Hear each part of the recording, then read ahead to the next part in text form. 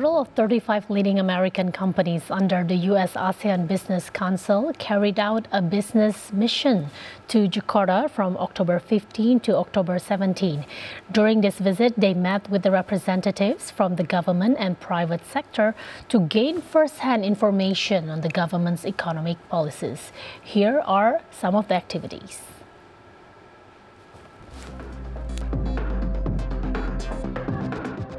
Through this mission, U.S. companies under U.S. ABC presented their strategic business agendas, highlighted ongoing achievements and expansions, and discussed operational challenges on the ground.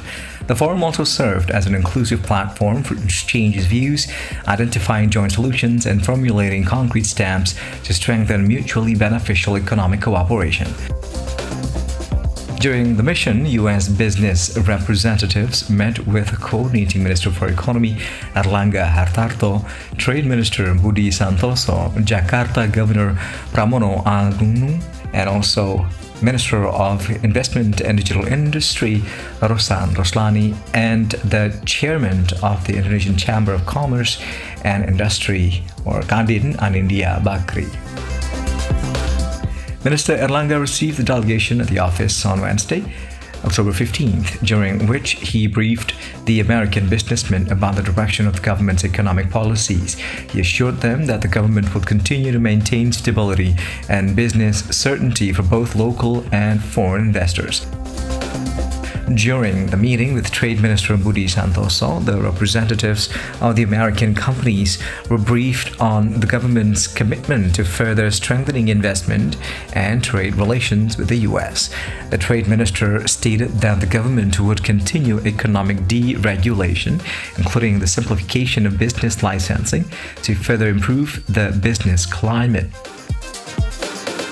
Jakarta Governor Pramono also received the U.S. business delegation led by President and CEO of the U.S. ASEAN Business Council, Brian D. Mcfeeters, at his office on the same day.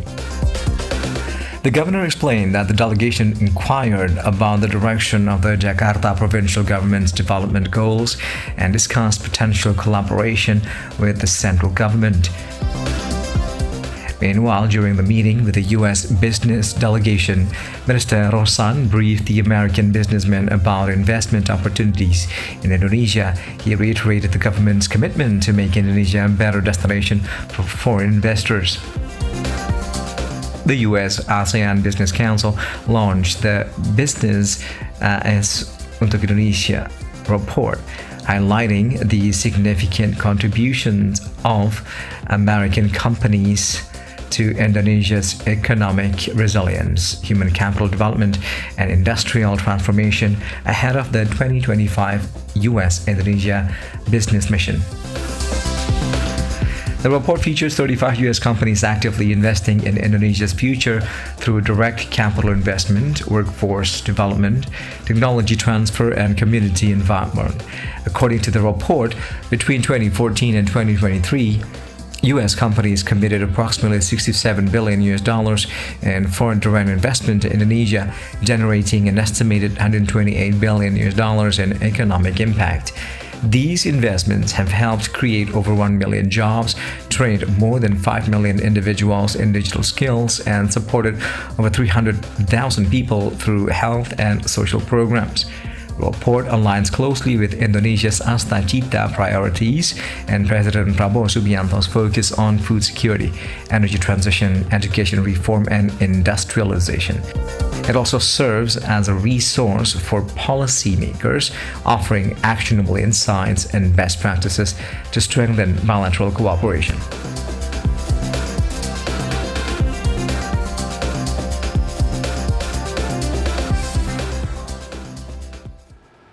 The presence of the U.S. companies in Indonesia has grown rapidly in recent years, giving a significant contribution to the country's economic resilience, human capital development, and also industrial transformation.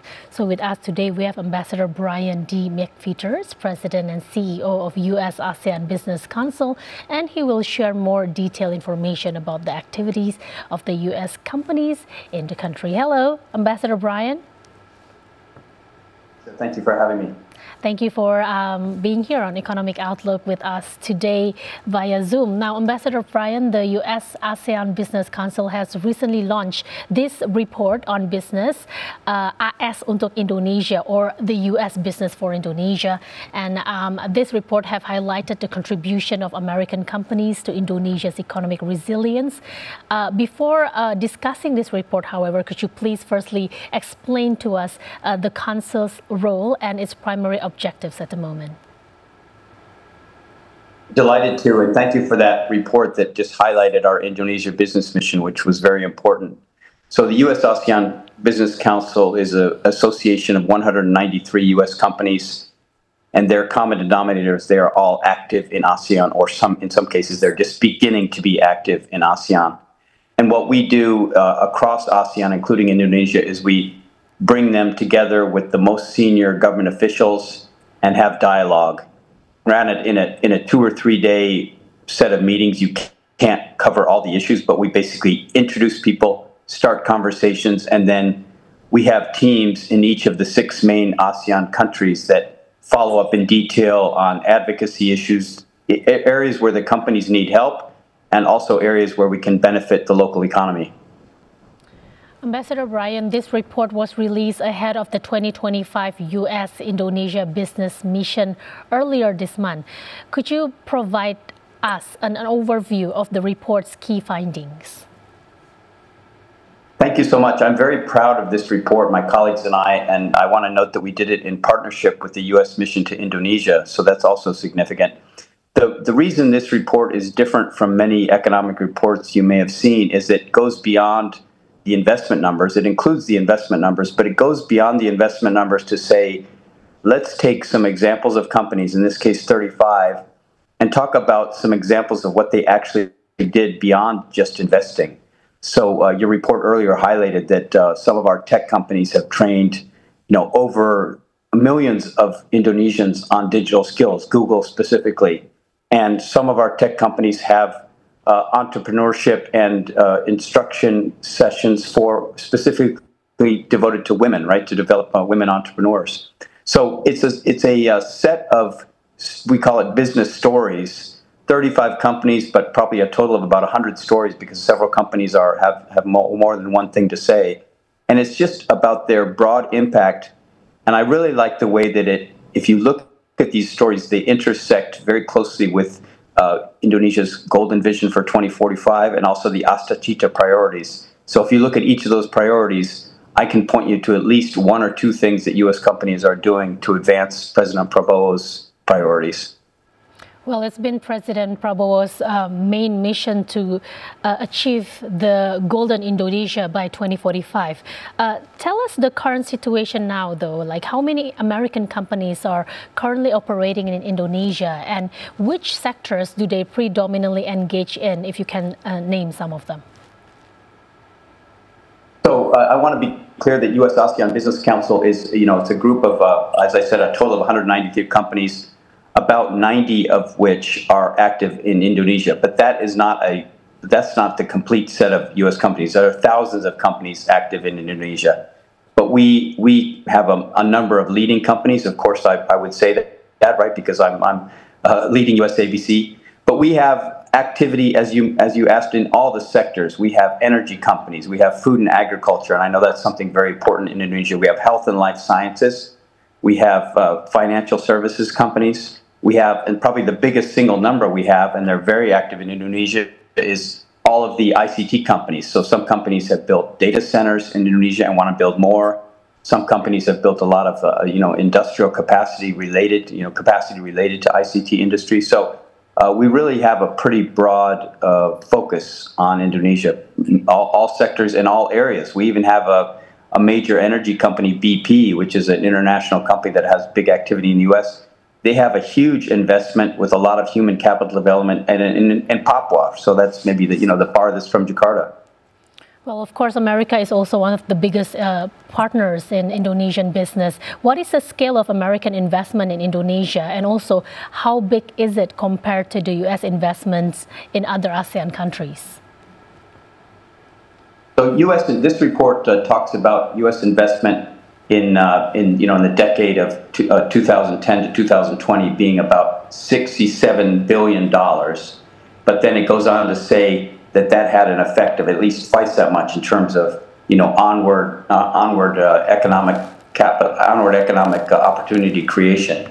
I would just note that sometimes investment figures can vary depending on the source, and it's like which parts were realized. So it's always hard to get exact investment figures. If U.S. companies, if you kind of go on a broader focus, U.S. companies are the biggest investors in ASEAN, bigger than China, bigger than the EU, and U.S. investment in ASEAN is also bigger than it is, larger than it is in China, South Korea, Taiwan combined. So ASEAN is a big focus for U.S. investment. Indonesia is one of those areas of great focus. Ambassador Brian, recently the Council representatives have met with senior government officials, and this is a part of the 2025 U.S.-Indonesia business mission.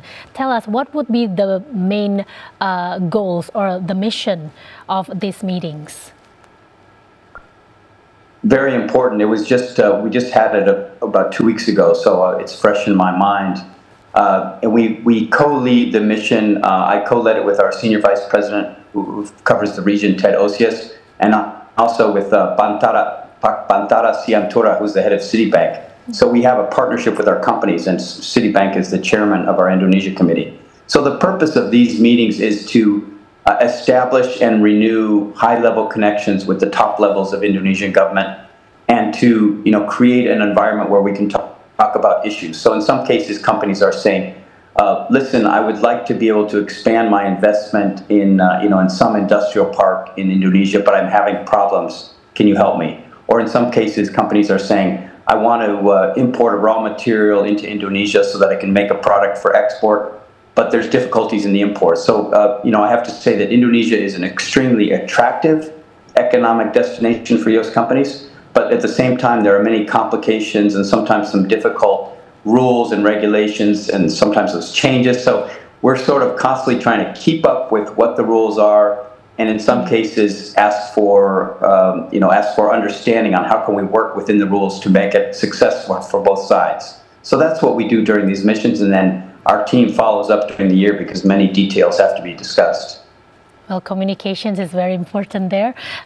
President Prabowo has been very optimistic about Indonesia's economy, regardless of the geopolitical uncertainty at the moment.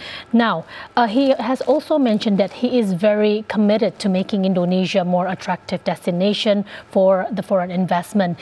In your view, have the economic policies implemented under President Prabowo's leadership met with the foreign investors' expectations so far?